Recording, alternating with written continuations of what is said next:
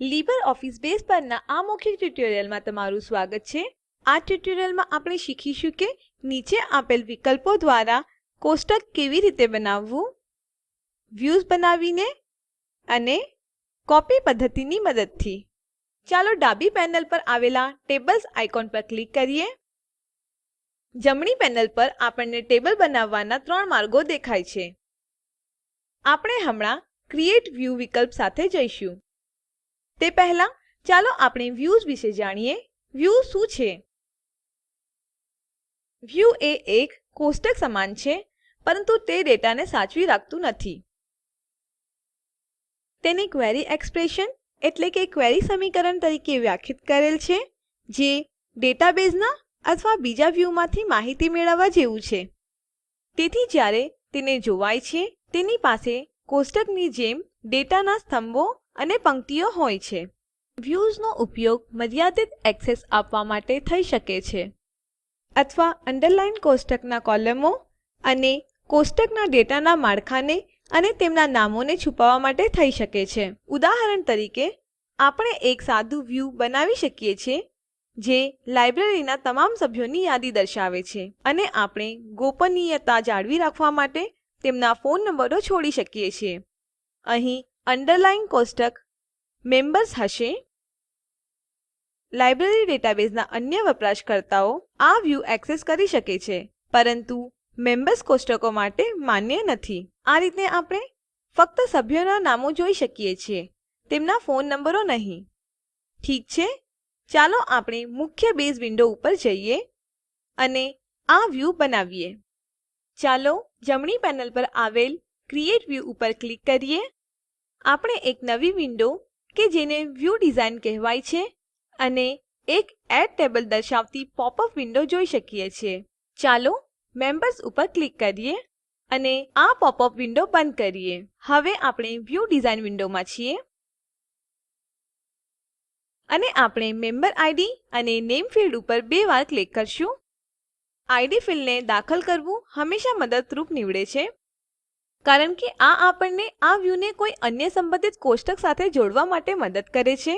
ઉદાહરણ તરીકે, book issued કોષ્ટક. આપણે ફંક્શન્સ, ક્રાઇટેરિયા ઉમેરી શકીએ છીએ અને આપણી મુજબ તેને સૉર્ટ કરી શકીએ છીએ. પણ હાલ માટે આપણે સભ્યના નામોને તેમના ચડતા ક્રમમાં સૉર્ટ કરીશું. આ માટે ચાલો આપણે નીચેના ભાગમાં આવેલ નેમ કોલમ હેઠળ સૉર્ટ પંક્તિઓમાં એક ખાલી કોષ પર ક્લિક કરીએ અને પછી એસેન્ડિંગ ઉપર ક્લિક કરીએ.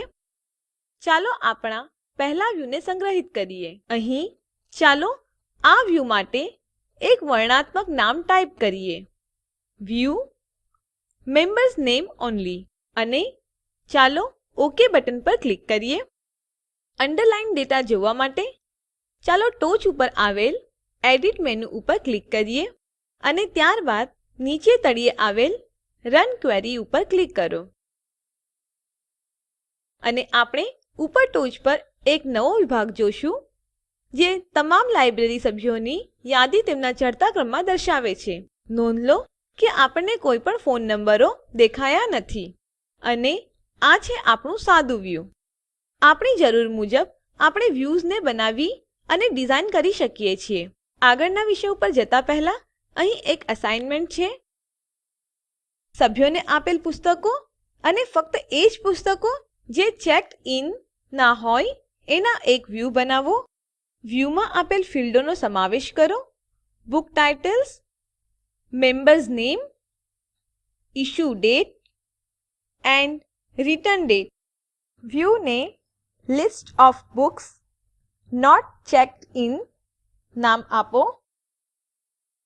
ઠીક છે, ચાલો આપણે કોપી પદ્ધતિ વડે કોષ્ટકો બનાવવાનું શીખીએ. કોષ્ટક બનાવવા માટે આ એક સરળ માર્ગ છે, જો આપણને ખબર હોય કે આમાં કોષ્ટકનું સ્ટ્રક્ચર ખૂબ જ સમાન છે. આ માટે ચાલો ધારીએ કે આપણી લાઇબ્રેરીમાં ડીવીડીઓ અને સીડીઓ છે અને આપણે આ ડેટાને મીડિયા કહેવાતા એક નવા કોષ્ટકમાં સંગ્રહિત કરી શકીએ છીએ. ઉદાહરણ તરીકે, સીડી અથવા ડીવીડી એક શીર્ષક અને એનું જારી થયેલ વર્ષ ધરાવે છે. ઓડિયો અને વિડીયોમાં તફાવત કરવા માટે આપણે મીડિયા ટાઇપ ફિલ્ડને પરિચિત કરીશું. હવે બુક કોષ્ટક લગભગ સમાન ફીલ્ડો ધરાવતું હોવાથી આપણે બુક કોષ્ટકને કોપી પેસ્ટ કરી શકીએ છીએ. અને ત્યારબાદ પ્રોસેસમાં આપણે કોષ્ટકનું નામ અને ફીલ્ડોનું નામ બદલી શકીએ છીએ.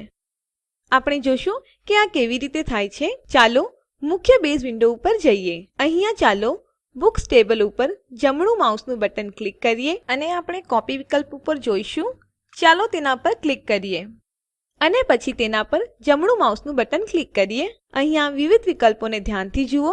ત્યાં પેસ્ટ છે અને પેસ્ટ સ્પેશિયલ પણ છે.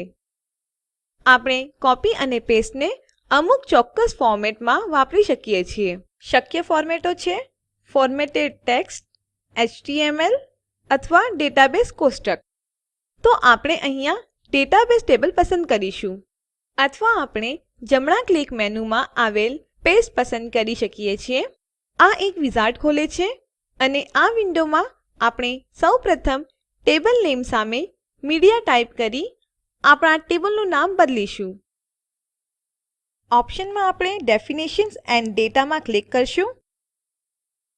ચાલો નેક્સ્ટ બટન ઉપર ક્લિક કરીએ. પછીના વિન્ડોમાં આપણે કોલમો દાખલ કરીશું. ચાલો આપણે નિદર્શન માટે બુક ID, ટાઇટલ અને પબ્લિશર યર પસંદ કરીએ. હવે આપણે ડાબી બાજુએ આ ફીલ્ડોને પસંદ કરશું અને તેમને એક એરો વાળા બટન વડે જમણી બાજુ તરફ ખસેડીશું અને નેક્સ્ટ બટન ઉપર ક્લિક કરો. પછીની વિન્ડોમાં આપણે કોલમો જોઈ શકીએ છીએ. અહીં આપણે ફીલ્ડોના નામ બદલી શકીએ છીએ અને તેમની ડેટા ટાઈપ બદલી શકીએ છીએ. આપણે બુક ID ને મીડિયા ID નામમાં બદલીશું અને આપણે ક્રિએટ બટન ઉપર ક્લિક કરશું. મુખ્ય બેઝ વિન્ડોમાં આપણું નવું મીડિયા ટેબલ છે. ચાલો ટેબલમાં એક નવું ફીલ્ડ મીડિયા ટાઈપ દાખલ કરવા માટે તેને સુધારિત કરીએ જે ઓડિયોના અથવા વિડીયોના પ્રકારની માહિતી સંભાળશે. હવે આપણે કોષ્ટક ડિઝાઇન વિન્ડોમાં છીએ. અહીં ચાલો મીડિયા ટાઈપને છેલ્લી કોલમ તરીકે પરિચિત કરીએ. ચાલો પબ્લિશર યર નીચે આવેલ કોષ ઉપર ક્લિક કરીએ અને ફિલ્ડ નેમ તરીકે મીડિયા ટાઈપ દાખલ કરીએ અને પછી ફિલ્ડ ટાઈપ તરીકે ટેક્સ્ટ પસંદ કરીએ. હવે ચાલો આપણે કોષ્ટક ડિઝાઇન સંગ્રહિત કરીએ અને આપણે આ કરી ચૂક્યા છીએ. અહીં આપણે કોપી પદ્ધતિ વડે આપણું મીડિયા કોષ્ટક બનાવ્યું છે.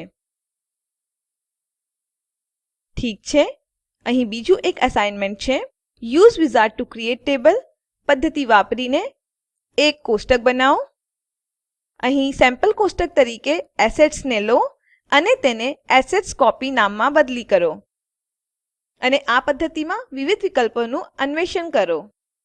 અહીં લીબરઓફિસ બેઝમાં કોષ્ટકો બનાવવાનું શીખવાડતા આ મૌખિક ટ્યુટોરીયલ સમાપ્ત થાય છે.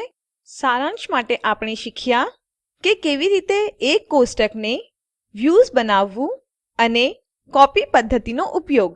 સ્પોકન ટ્યુટોરીયલ યોજના ટોક ટુ અ ટીચર યોજનાનો ભાગ છે જે ICT MHRD ભારત સરકાર દ્વારા શિક્ષણ પર નેશનલ મિશન દ્વારા આધારભૂત છે. આ યોજના spoken-tutorial.org દ્વારા સંકલન થાય છે.